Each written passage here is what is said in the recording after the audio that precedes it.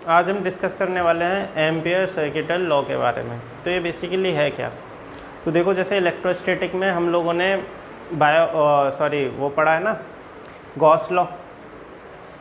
तो Gauss law क्या कहता था? गॉस लॉ इलेक्ट्रिक फील्ड या फ्लक्स निकालने के काम में आता था, ठीक है। और उसने क्या बताया कि क्लोज्ड लूप के अराउंड अगर हम एक क्लोज्ड लूप में नेट फ्लक्स निकालें तो हमेशा कितना होता है? 1/ε0 टाइम ऑफ द चार्ज, ठीक है। तो वो हमें मतलब बहुत फ्री हमारा वो कर देता था सिस्टम कि हम किसी भी क्लोज लूप, चाहे कैसा भी हो, कैसा भी शेप हो उसकी, हम सभी के अराउंड नेट फ्लक्स निकाल लेते थे, उससे इलेक्ट्रिक फील्ड में निकाल लेते थे। तो बहुत कन्वीनियंट था हम लोगों के लिए, ठीक है। तो मैग्नेटिक फील्ड में हालांकि गॉस लॉ ऑफ मैग्नेटिज्म भी होता है, बट ये एम्पियर सर्किटल लॉ भी जस्ट उसी के जैसा ही है, बिल्कुल गॉस लॉ जैसा ही। तो ये एम्पियर सर्किटल लॉ क्या कहता है? इसने कहा सपोज करो कोई करंट कैरिंग वायर है जो करंट कैरी कर रहा है, हमने उसके चारों तरफ एक क्लोज्ड लूप ले लिया, सही है। वो लूप सर्कुलर भी हो सकता है, कैसा भी हो सकता है। तो इसने कहा जो नेट लाइन इंटीग्रल होगा, सही है, ऑफ मैग्नेटिक फील्ड, सही है, the closed line integral of the magnetic field, उसका जो नेट रिजल्ट आएगा वो μ0 टाइम्स आएगा करंट के।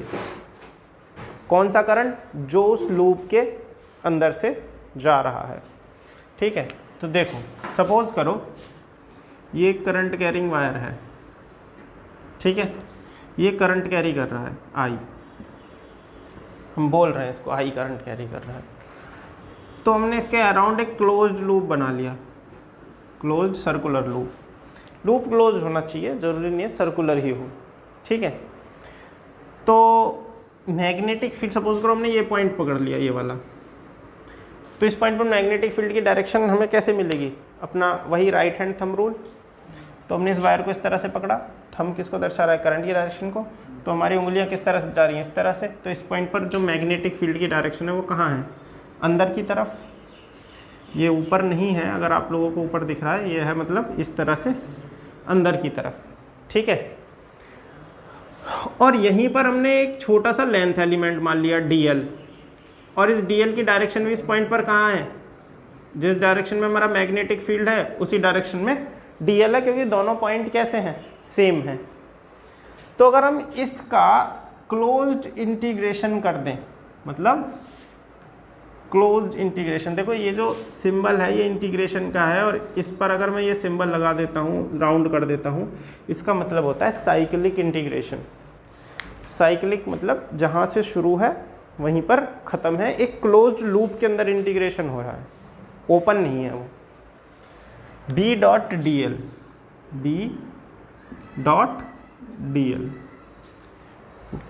तो इसे लाइन इंटीग्रेशन बोलते हैं। लाइन इंटीग्रेशन मतलब जो मैग्नेटिक फील्ड है और dl क्या है? एक छोटा सा लेंथ एलिमेंट है।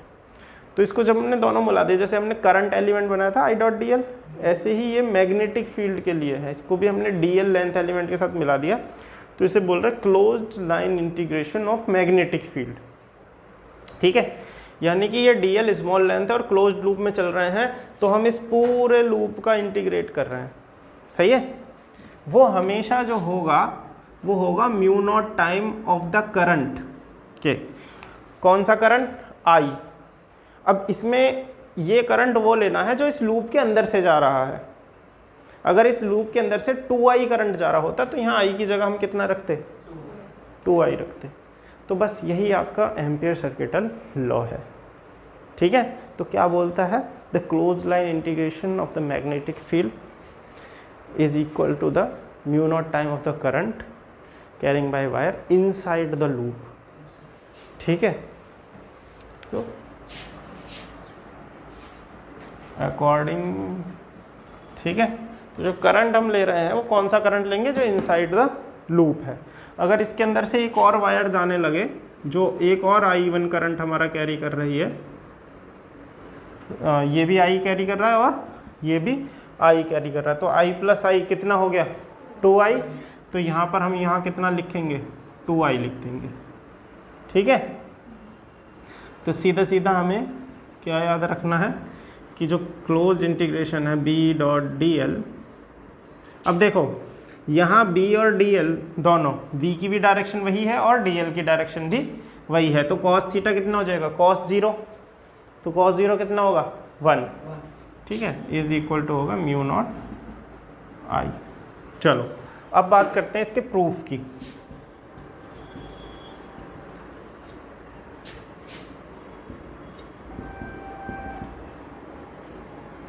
Proof of ACL, ampere circuital law का प्रूफ क्या है?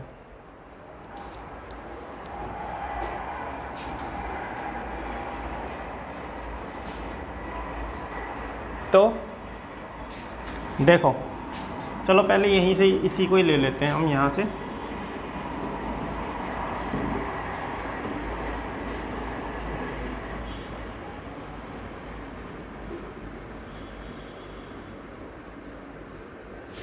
तो हमने ये वाला पॉइंट लिया, इस पॉइंट पर मैग्नेटिक फील्ड डी बी इधर है, सही है, मैग्नेटिक फील्ड हमने लिया बी क्योंकि सेम रेडियस, ये रेडियस है हमारी कितनी आर, और यहीं पर अगर हम एक डी एल ले लें लेंथ एलिमेंट, तो इसकी भी डायरेक्शन क्या होगी सेम इधर की तरफ ही।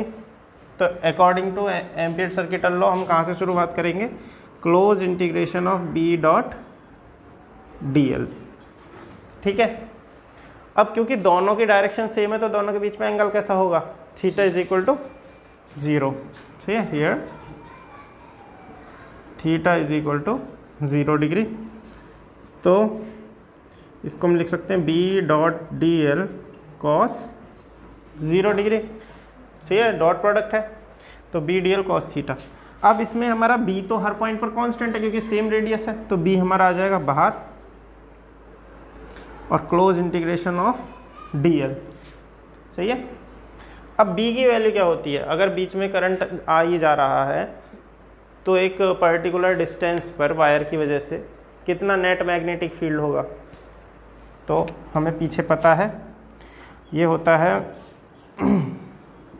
Mu naught upon 4 pi 2i upon R, यही होता है एक वायर की वजह से जो नेट मैग्नेटिक फील्ड बनता है, कितना होगा mu naught upon 4 pi 2i upon R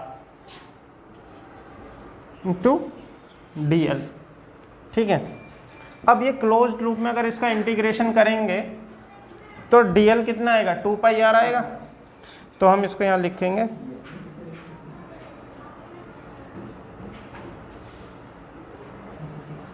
into 2 pi are. इस 2 पाई से ये 2 टाइम कैंसिल हो जाएगा, 2 से ये कैंसिल हो जाएगा, आर से आर कैंसिल, क्या बचेगा म्यू नॉट आई। तो हमारा बी डॉट डी एल किसके बराबर आया, म्यू नॉट आई क्या बराबर आया, और यहीं से ये हमें क्या करना था, दिस इज द प्रूफ, ठीक है।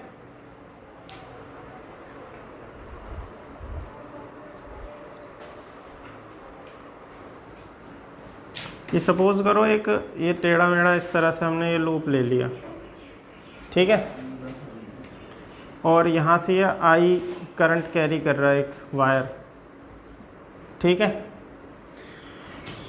तो हमने यहाँ से ये रेडियस मानी, ये कितनी है R1, और यहाँ पर जो हमने लेंथ एलिमेंट माना दैट इज़ DL1, और इस पॉइंट पे जो हमारा मैग्नेटिक फील्ड है उसको हमने माना B1। ऐसे ही हमने यहाँ पर माना दिस इज़ रेडियस R2, और यहाँ पे जो लेंथ एलिमेंट है दैट इज़ DL2, और जो मैग्नेटिक फील्ड है ये है B2, ठीक है। और एक और मान लेते हैं, चलो सपोज करो n मान लेते हैं, दिस इज़ Rn, और यहाँ से हमारा ये जो है दैट इज़ DLN, और ये हमें क्या मिला BN, ठीक है। ऐसे हमने n नंबर ऑफ लूप मान लिया पूरा, तो हमें नंबर ऑफ लूप कितने मिलेंगे n मिलेंगे, ठीक है। तो हम जब एंगल की बात करें अगर, तो ये वाले एंगल हमने बोला ये है डी थीटा 1, सही है, इसके लिए हमने कितना माना डी थीटा 2, और ये हमारा हो गया डी थीटा n, सही है। मतलब अगर हम ऐसे नंबर ऑफ लूप मानते चले जाएं तो हमें नंबर ऑफ एंगल भी मिलते चले जाएंगे, उनके बीच बीच में कितने एंगल है। तो ampere circuital law for an arbitrary loop. ठीक है, तो अब हमें क्या करना है, सिंपल, अगर हम यहाँ पर निकालें कि B1 की वैल्यू कितनी है, तो B1 सेम कितना होगा, mu naught upon 4 pi 2i upon में क्या होगा R1, यही होगा। ऐसे ही B2 हमारा कितना होगा, mu naught upon 4 pi 2i upon में कितना होगा R2, और Bn कितना होगा, mu naught upon 4 pi 2i upon Rn।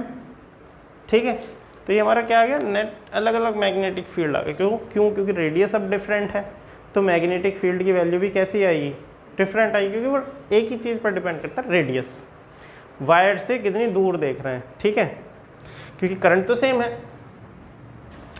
अच्छा, अब अगर हम ये थीटा एंगल और रेडियस की बात करें, तो हमें पता है एक सीधा सा फॉर्मूला होता है, angle is equal to arc upon radius, है ना। तो अगर हम ये बात करें तो हम डी थीटा वन देखें तो डी थीटा वन कितना होगा, आर कितनी है, dl1 अपॉन में कितना हो जाएगा r1। ऐसे ही डी थीटा टू कितना हो जाएगा, dl2 अपॉन में r2, and D theta N कितना होगा, dln अपॉन में rn। ठीक, अब बात करते हैं एम्पियर सर्किटल लॉ की। तो जो नेट मैग्नेटिक फील्ड है हमारा, ये जो आता है net close integration B dot dl, अब ये क्या होगा, ये जो छोटे छोटे हमने एलिमेंट लिए इन सबका क्या हो जाएगा, नेट सम, तभी तो क्लोज इंटीग्रेशन होगा। तो कितना होगा, B1 dot dl1 plus B2 dot dl2 plus Bn dot dln, इन सबको जोड़ देंगे तो ये एक ही बात है, सही है, ये इन सबका क्लोज सम ही तो है। तो इनकी वैल्यू अगर मैं यहाँ रखूँ तो B1 हमारा कितना आएगा, mu naught upon 4 pi into 2i upon R1 into dl1 plus mu naught upon 4 pi 2i upon R2 into dl2 plus mu naught upon 4 pi 2i upon Rn into dln। ठीक है, अब ध्यान दो, dl1 upon R1 किसके बराबर है, theta 1 के, dl2 upon R2 किसके बराबर है, थीटा 2 के, और dln अपॉन Rn किसके बराबर है, थीटा n के। तो इन सब की जगह तो d theta 1 d theta 2 d theta n लिख देंगे हम, और बाकी जो mu naught upon 4 pi 2i है, ये सब में से क्या आएगा, कॉमन। ठीक है भाई, इसमें से कॉमन क्या आएगा, इसमें से कॉमन निकला म्यू नॉट अपॉन 4 पाई और 2i, ये तो आ गया सब में से कॉमन। और यहाँ जो अंदर बचा ये बचा dl1 upon R1 plus dl2 upon R2 plus dln upon Rn, यही बचा। ये तो cos थीटा अगर मैं लिखूंगा सभी के लिए, तो जिस डायरेक्शन में B है उसी डायरेक्शन में लाइन इंटीग्रेशन है, सब जगह कैसा होगा, ज़ीरो ही होगा। ठीक है, और वैसे भी हम यहाँ तो क्लोज्ड इंटीग्रेशन लगा रहे हैं इन सब के लिए, लेकिन ये तो इस सब का एक तरह से सम ही कर रहे हैं। ठीक है, अब बात करें यहाँ पर, तो dl1 अपॉन R1 क्या लिखेंगे, theta 1 plus theta 2 plus theta n, और थीटा n क्या है, नंबर ऑफ राउंड, मतलब एंगल क्या है, पूरा क्लोज्ड है, सही है। तो इसको हम लिख सकते हैं mu naught upon 4 pi 2i और d theta 1 plus d theta 2 theta n, और इन सब का जो नेट सम है वो कितना आ जाएगा, 2 पाई के बराबर। क्लोज्ड कितना होता है, 2 पाई होता है ना, तो ये हो जाएगा 2 पाई के बराबर। तो इसे लिख दो mu naught upon 4 pi into 2i into 2 पाई। अब 2 पाई से ये 2 टाइम गया और इस 2 से ये कट गया, क्या बचा हमारा म्यू नॉट आई। सही है, तो यही प्रूफ है हमारा net B dot D L किसके बराबर है, म्यू नॉट आई के। तो ये आर्बिट्रेरी लूप के लिए हो गया हमारा। तो इससे हमें ये पता है, हाँ तो प्रूफ ही तो था भाई। हमने नहीं, फॉर्मूला तो सेम ही आएगा। इसमें हम बेसिकली ये प्रूफ कर रहे हैं कि ये सिर्फ क्लोज सर्कुलर लूप के लिए नहीं है, कैसा भी लूप हो बट क्लोज होना चाहिए। देखो जैसे गॉस लॉ में उसने क्या करा था, क्लोज सरफेस होना चाहिए। उसने कभी भी ये नहीं कहा कि वो जो क्लोज सरफेस है वो स्फेरिकल ही होगा, कभी ऐसा कहा उसने कहा क्लोज्ड होना चाहिए चाहे कैसा भी हो। ऐसे ही एम्पियर सर्किट लॉ में क्लोज्ड लूप होना चाहिए, उसकी शेप कैसी भी हो बट वो क्लोज होना चाहिए। ठीक है, उस सब पे लागू करेगा। लेकिन अगर ये कहीं से ओपन हो गया, अगर हमने इसको कहीं से ओपन कर दिया, अब इस पर अप्लाई नहीं होगा ampere circuit law. Ampere circuit law होने के लिए लूप जो होना चाहिए वो क्लोज्ड होना चाहिए। तो क्लोज्ड लूप में हमें बस यही समझना है क्या, कि रिजल्ट कितना आएगा कि closed line integration of B dot D L जो आएगा वो हमेशा mu naught time of the current क्या आएगा। और ये करंट वही होगा जो उस लूप के अंदर से जा रहा है, बाहर वाले करंट से हमें कोई मतलब नहीं है। ठीक है, ओके।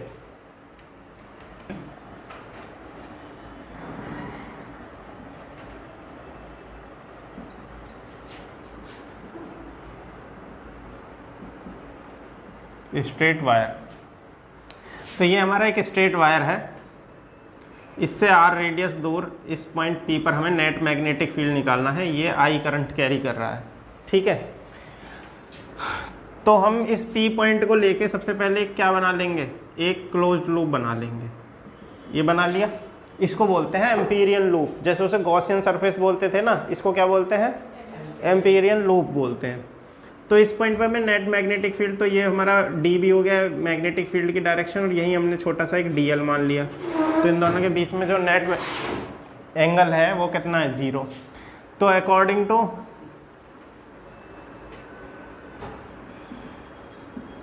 एम्पियर सर्किटल लॉ क्या होगा, close integration of B dot D L is equal to कितना होगा, mu naught times of the I. यहाँ पर कितना करंट जा रहा है, आई। तो ये हमें पता है एम्पियर सर्किटल लॉ से। तो ये हो जाएगा, हम इसको लिख सकते हैं B D L cos 0 degree is equal to mu naught I. अब बी कांस्टेंट है, बी आ जाएगा बाहर, तो B dot close integration of D L is equal to mu naught I. अब डी एल कितना हो जाएगा पूरा, ये आर रेडियस है, तो पूरा अगर इसको इंटीग्रेट करें तो कितना हो जाएगा, 2 पाई आर। तो इसको हम लिख देंगे 2 पाई आर। तो b into 2 pi R is equal to mu naught I. So b is equal to हो जाएगा mu naught I upon 2 pi R. यही होता है, यही होता है ना भाई। इस सेम टर्म को मैं ऐसा भी लिख सकता हूँ, 2 से ऊपर मल्टीप्लाई कर दिया, 2 से नीचे, तो mu naught upon 4 pi into 2i upon R. यही आ गया। तो ये हमारा रिजल्ट निकल के आएगा। तो इससे एम्पियर सर्किटल लॉ का सेम वही यूज़ है जो इलेक्ट्रोस्टैटिक में गॉस लॉ का था। उससे हम इलेक्ट्रिक फील्ड निकाल लेते थे कहीं पर भी, इससे हम क्या निकाल लेंगे, मैग्नेटिक फील्ड निकाल लेंगे। ठीक है, तो इसकी एक एप्लीकेशन है सिलेंडर की वजह से, outside the cylinder inside the cylinder, वो हम अभी नेक्स्ट वीडियो में कवर करेंगे। ठीक है, तो आज के लिए बस इतना ही।